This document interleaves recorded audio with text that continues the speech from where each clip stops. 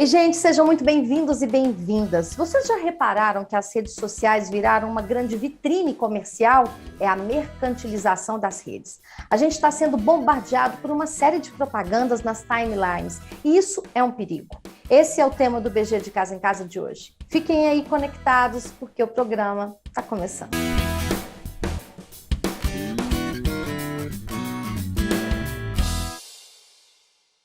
Um meio para fazer amizades, reencontrar conhecidos, namorar, trocar ideias, informações. Os benefícios são inúmeros. Na pandemia, por exemplo, elas aproximaram muita gente. E com a crise financeira do momento, as redes sociais se tornaram ferramentas para empreender de forma rápida e barata. Um tema que a gente precisa conhecer melhor para não ficar refém. E para essa conversa, a gente convidou um pós-doutor em comunicação, que é o Thiago Salgado, e a psicóloga palestrante especialista em autoconhecimento e inteligência emocional, Simone Lima. Sejam muito bem-vindos. Muito obrigada pelo convite. Obrigado pelo convite. Olá a todos e todas. Gente, esse assunto é muito importante porque a gente vê a todo momento um post chegando e ele está lá, patrocinado, né? Então, Thiago, vamos começar entendendo melhor essa perspectiva histórica. Em que contexto que surgiram as redes sociais e o que mudou de lá para cá? Sim, bem, primeiramente é interessante falar sobre o surgimento da internet, né? A internet, na verdade, ela começa num contexto militar, mais ou menos lá nos anos 1960, para a troca de informações referentes a temas relacionados às guerras. E depois, em universidades norte-americanas, que essa troca de informações vai adquirir um sentido mais relacional. Essa troca passa a ser entre pessoas e informações pessoais. Né, se a gente pensa no Facebook, que hoje seria um dos grandes expoentes aí das redes sociais, ele começa com troca entre pessoas que estudavam na mesma disciplina ou na mesma universidade. E depois isso é aberto para as demais pessoas. E aí chega aqui no Brasil, né, mais ou menos no início dos anos 2000, a gente tem o Orkut, né, que seria uma das primeiras redes sociais, o MySpace, e mais recentemente a gente tem várias empresas que trabalham com isso, sendo o Facebook uma das grandes empresas. Ô Simone, os benefícios das redes sociais nas nossas vidas, claro, é imenso. Mas o problema é quando a gente deixa de usá-las e elas passam a nos usar, não é isso? Exatamente, eu achei muito bacana que o Thiago aí comentou sobre um fato histórico, né? E eu costumo falar que quando a gente está imerso ali nas redes sociais, quando tem algum patrocínio ou até mesmo algum post, sequestra a nossa mente. Eu gosto de utilizar esse termo porque é como se realmente a gente fosse sequestrado por aquela propaganda ou por aquela foto que a gente está invejando a pessoa. Por isso é extremamente importante o autoconhecimento e se conhecer como funciona o nosso cérebro, por que a gente fica prestando atenção em algumas coisas que, de repente, a gente nem sabe o porquê que a gente chegou lá naquela página ou por que a gente comprou aquilo. Muitas vezes acontece por impulsão. Por isso é muito importante estar atento a tudo que a gente faz. E voltando um pouco do que o Thiago falou, né, sobre um pouco de histórico, né? Lá no tempo das cavernas, quando as pessoas viviam nas cavernas, elas precisavam principalmente sobreviver, por isso elas precisavam andar em bando. Quando todo mundo andava em bando, estavam muito mais seguros, ou seja, o nosso cérebro entendeu que estar em bando aumenta a minha chance de sobrevivência, que é a parte ali do sistema do cérebro reptiliano. A gente tem 3 partes do cérebro. Reptiliano, que é o instinto de sobrevivência, o sistema límbico, que é responsável pelas emoções, e o neocórtex, que é pela razão. Mas sabe que a gente não compra pela razão?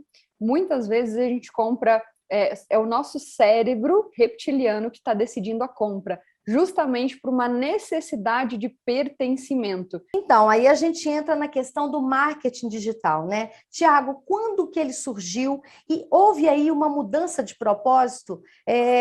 O que foi criado para se conectar acabou virando um balcão de negócios? Bem, no final do século XX, a gente tem o início, né, daquilo que a gente poderia chamar de marketing, no sentido mais mercadológico, o estudo e desenvolvimento de estratégias para gerir empresas, negócios e vender produtos. Então, o marketing 1.0, né, que a gente considera, seria um marketing voltado para o produto. Interessa pensar nas suas dimensões físicas, aquilo que o produto tem de diferente de outros produtos para que ele possa ser anunciado e então adquirido pelas pessoas.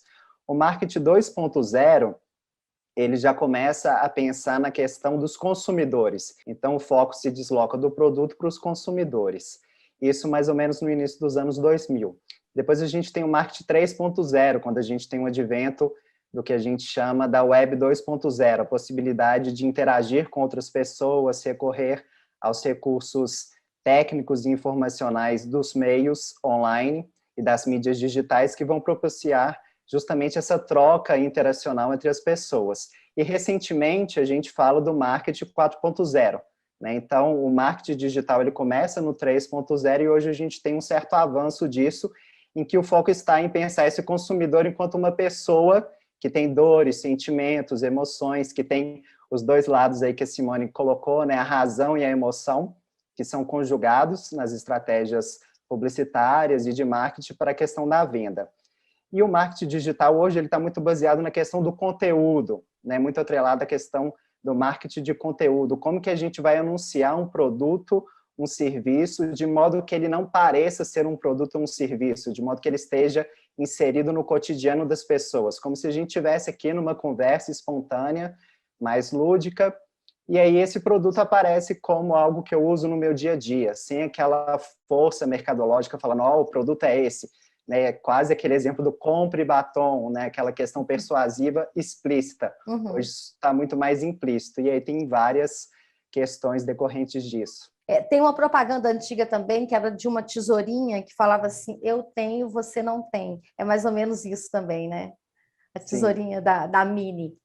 E essa questão de pertencimento do grupo, né? Eu tenho, você não tem. Olha, isso aqui faz parte do meu grupo, do meu contexto social, interacional, e aí, se você não tem, você não pode fazer parte do meu bando, né? Do meu grupo. Pois é, gente, e esse excesso de propagandas nas redes sociais tem incomodado muita gente.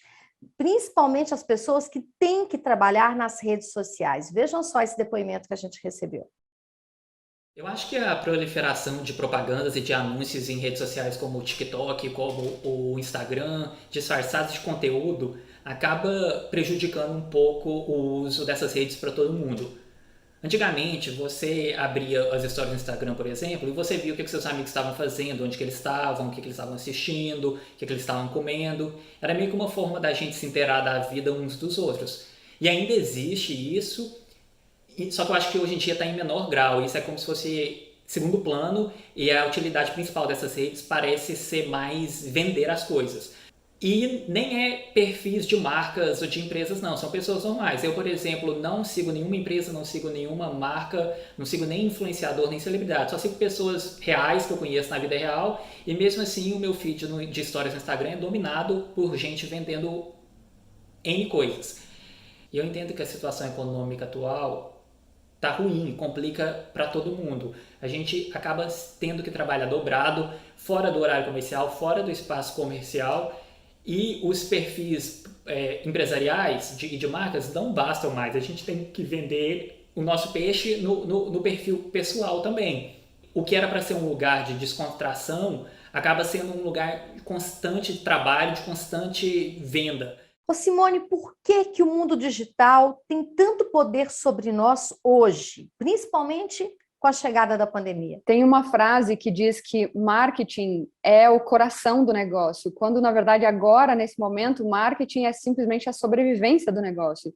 Então, muitas pessoas, como elas precisavam ficar em casa, elas recorreram pela internet, elas recorreram pelas redes sociais, porque no começo da pandemia, muitas pessoas estavam, por exemplo, na Netflix, ou lendo um livro, só que chegou um momento que ninguém mais aguentou e precisou realmente ir para as redes sociais, ou não que ninguém mais aguentou, mas muitas pessoas começaram a recorrer para a internet justamente para se comunicar ou para encontrar alguém, mesmo que online, justamente para não ficar nessa sensação de estou sozinha, estou sozinho, nessa busca assim por pertencimento. Então é por isso que também as pessoas acabam migrando para a internet, só que isso acaba muitas vezes sendo uma barreira para a saúde mental, porque se a pessoa não está, se ela não está bem com ela mesma e ela de repente segue alguém que ela tem uma certa inveja daquela pessoa que está muito bem, ela começa a se comparar e começa a ficar mais mal ainda.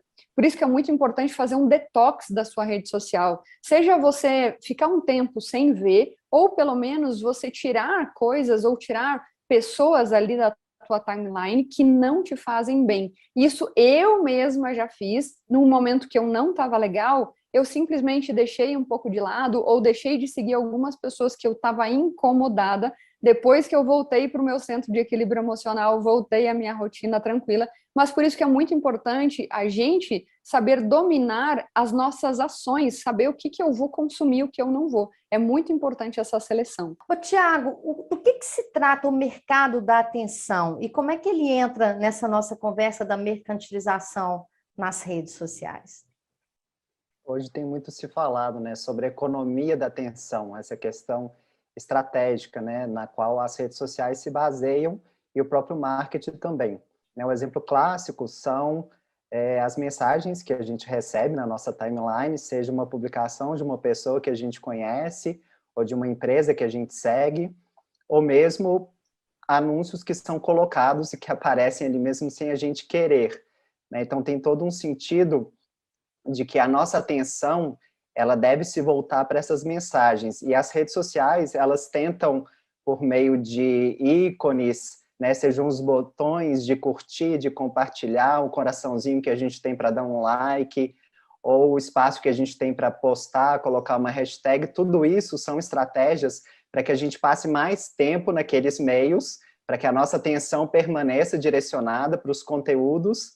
Então, a gente pode usar uma hashtag para tentar entender a pandemia, buscar assuntos, matérias, imagens sobre isso, e tudo isso facilita com que a gente permaneça mais tempo, com que a nossa atenção continue voltada para esses ambientes. A Simone provavelmente pode falar muito melhor do que eu, mas sempre que a gente tem atenção, a gente tem também aquilo que a gente não coloca o nosso foco. No entanto, hoje, com esse bombardeamento, né, como vocês têm colocado, de informações, de mensagens, a nossa atenção está distribuída, né? Ela está dividida, conversar com o pai, com a mãe, com a avó que está ali, ou atender um interfone, por exemplo, ou atender uma mensagem que aparece no celular. E aí, como a nossa atenção está dispersa, utilizar de estratégias, sejam de cores, de som, de áudio, para que a gente consiga manter a nossa atenção nessas plataformas. E em função da gente permanecer mais tempo, elas vão capturando os nossos dados, né? O que a gente fez ali, o que a gente curtiu, o que a gente compartilhou, para poder recomendar mais conteúdos, né? Alimentam os algoritmos, que são esses cálculos matemáticos que vão direcionando as mensagens e os conteúdos para a gente. A gente tem muito para falar sobre esses algoritmos e a gente vai continuar essa conversa no próximo bloco. Não saiam daí, fiquem conectados, hein?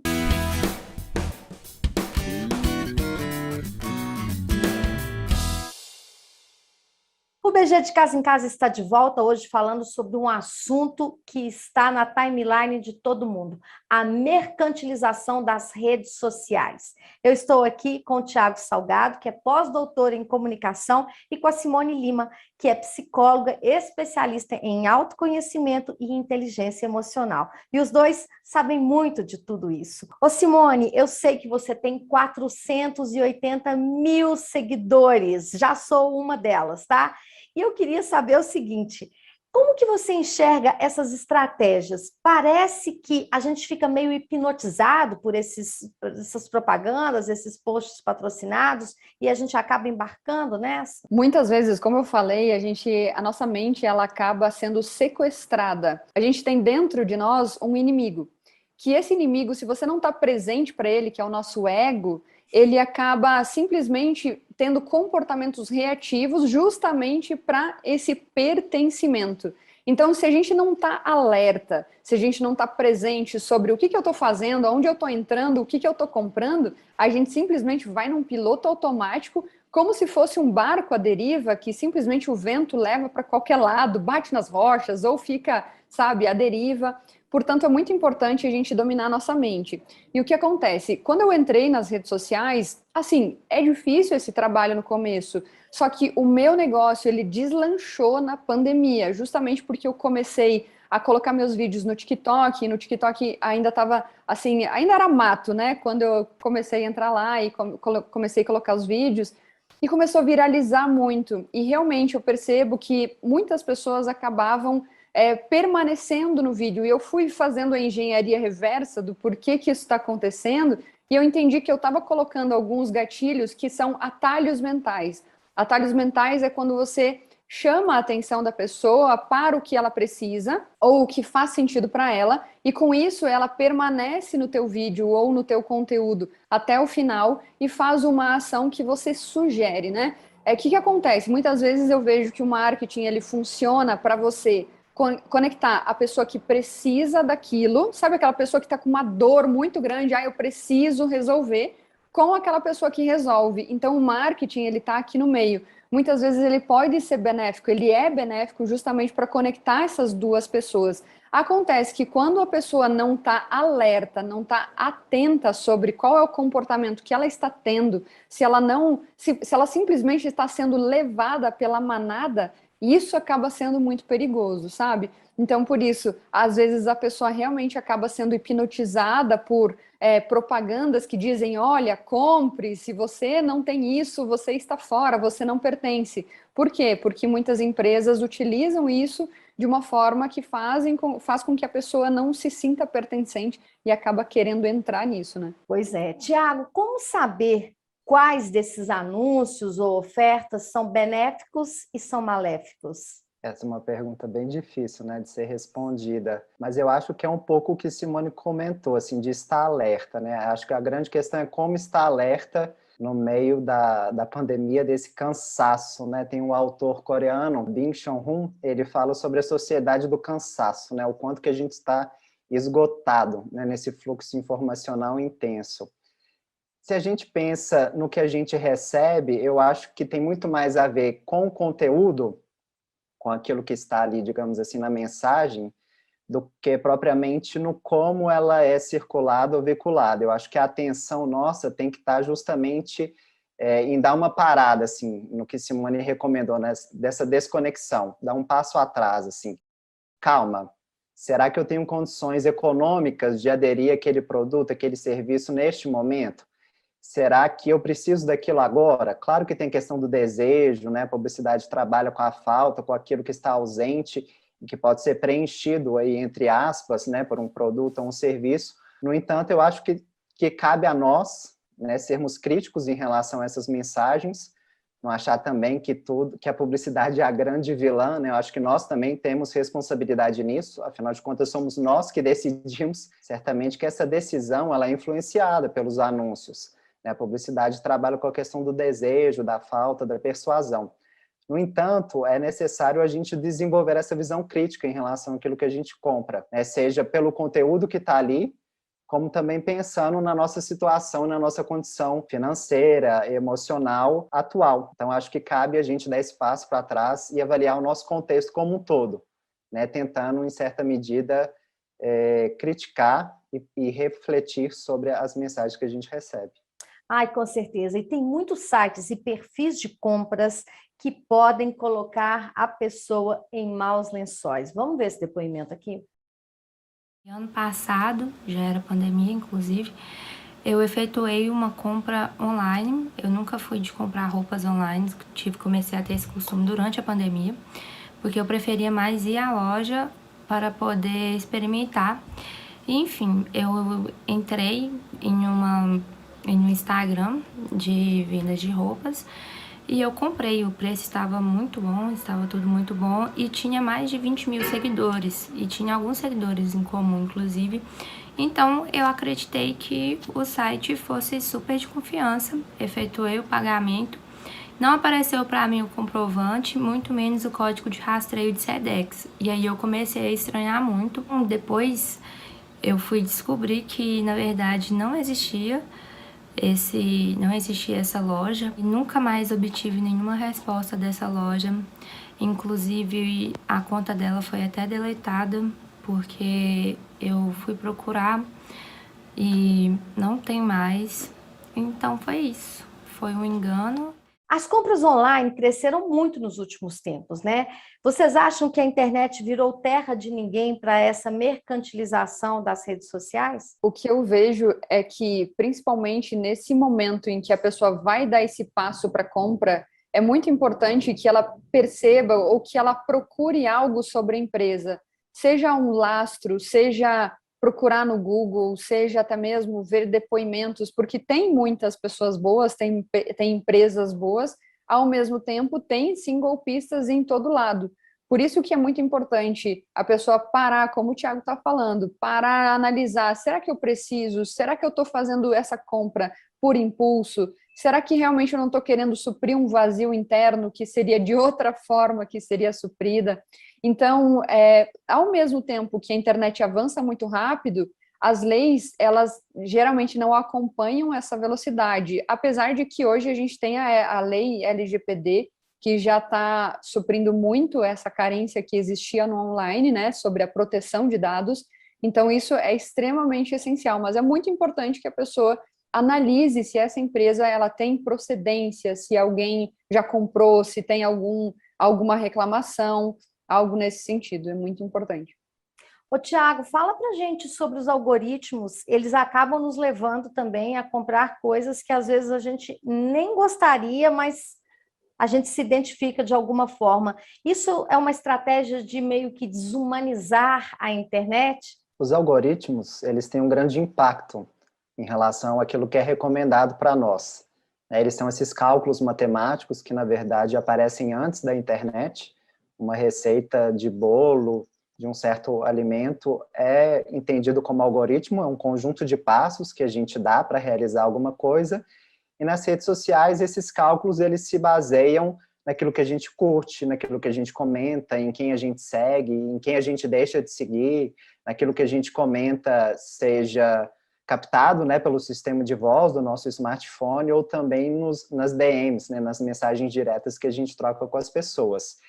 E aí, eu não considero muito como desumanizar, assim, eu acho que, na verdade, o humano, ele sempre esteve atrelado à técnica, né? Se a gente pensa lá nas eras primitivas da caverna, a utilização de um machado, de uma madeira, de uma pedrinha para a gente lascar e produzir fogo, isso já faz parte do humano. O humano, ele é definido pela sua condição técnica, né? Seria isso que nos diferenciaria dos outros animais. Então, eu acho que, na verdade, é uma associação entre a parte técnica, aquilo que, digamos assim, está por trás da interface, daquilo que aparece para a gente, com as nossas ações. Então, é uma conjugação, né? O que a gente chama, aí nos estudos em comunicação, de sociotécnica, é esse atrelamento entre o humano e a técnica. E esse atrelamento é o que vai fazer um conteúdo aparecer para a gente, né? Certamente que esse conteúdo pode ser positivo, negativo, né? Alguns vão dizer que a internet ela não é neutra, né? Ela pode ser positiva, negativa, ter nuances de positivo e negativo, mas certamente que ela não é neutra. E aí cabe a nós escolhermos, né? Clicar em alguma coisa, mas cada vez mais nessa economia da atenção, que a gente permaneça mais tempo nelas, esses ajustes nos algoritmos vão sendo feitos, de modo que aquela mensagem ela seja mais precisa para nós do que, por exemplo, no início dos anos 2000, em que todo mundo recebia a mesma mensagem. Todos os nossos dados de localização, daquilo que a gente gosta, do que a gente comenta, do que a gente conversa, é considerado pelos algoritmos. E aí está, digamos assim, o certo perigo, né? A gente tem que dosar aquilo que a gente também vai ofertando e disponibilizando ali, né? Então, não tire foto de tudo, né? Não documente tudo que você faz, não fica postando, ai, fui ali agora. Porque, na verdade, nada é por acaso, ainda mais na internet, né? Tá tudo muito associado, não é isso? Simone, o Thiago já deixou aí algumas dicas e eu queria dicas suas também, para a gente ficar vigilante e não ser refém. Você falou uma palavra extremamente necessária e importante de se observar. Refém. O problema não é exatamente você estar nas redes sociais ou comprar alguma coisa, é você ser refém dessa compra, dessa propaganda, mas principalmente ser refém da sua mente. Por isso que eu falo muito em ter domínio de si, sabe? De você se perguntar o porquê que eu estou fazendo isso, ou por que eu estou aqui, ou prestar atenção no que você faz. Se pergunte. Por isso a minha dica é: trabalhe o autoconhecimento. Se conheça, saiba quem você é, quem você não é, saiba quem é de verdade você, para não ficar caindo em rótulos de pessoas que dizem quem você é, quando na verdade você pode ser completamente outra coisa, ou você quer pertencer a um grupo que na verdade você nem gosta tanto assim. Por isso que é muito importante esse autoconhecimento, trabalhar a inteligência emocional, ou seja, saber administrar as emoções para não cair em golpe, não cair também em qualquer compra que muitas vezes estoura teu cartão, não faz sentido para você. Gente, adorei a entrevista também, vocês foram super esclarecedores, muito obrigada pela presença aqui, obrigada a todos vocês que estão aí do outro lado da tela e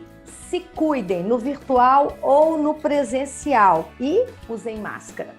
Um beijo, tchau e até amanhã.